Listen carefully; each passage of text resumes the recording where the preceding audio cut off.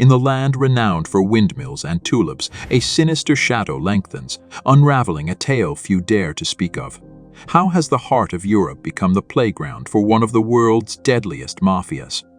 Are you ready to plunge into the chilling depths of the Netherlands' darkest secret?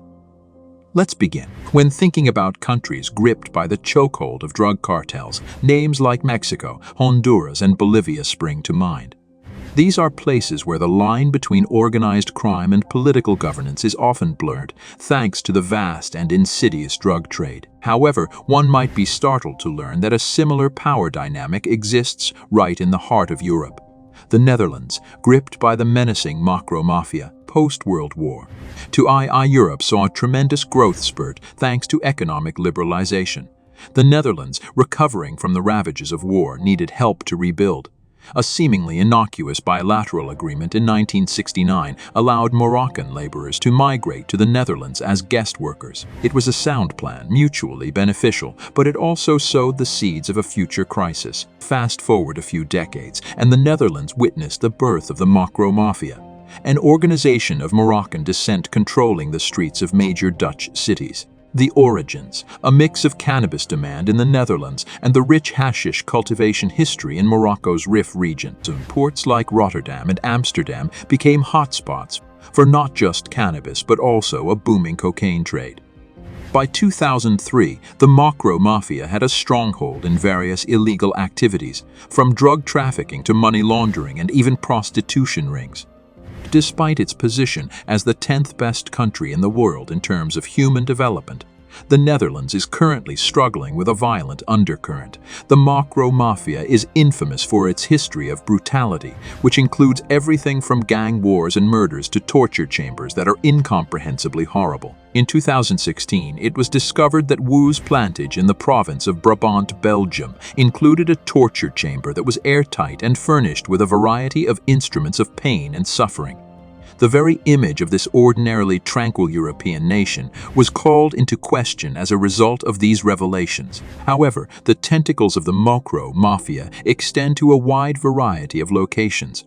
There have been worrying allegations indicating that they have infiltrated the political realm and are attempting to exercise influence through the use of bribery, threats, and other forms of coercion.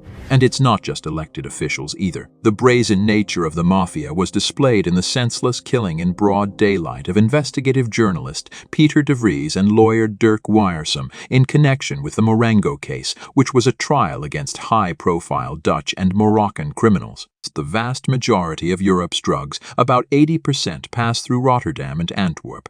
A third of the cocaine smuggling in this route is controlled by the Mocro Maffia. Given this immense influence, how does law enforcement plan to neutralize them? While the authorities have channeled resources toward gathering evidence, wiretapping, and even aggressive raids, the results have been mixed.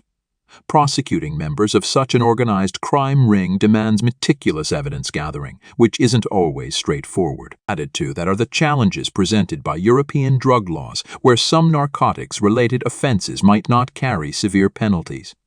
Yet, there's hope.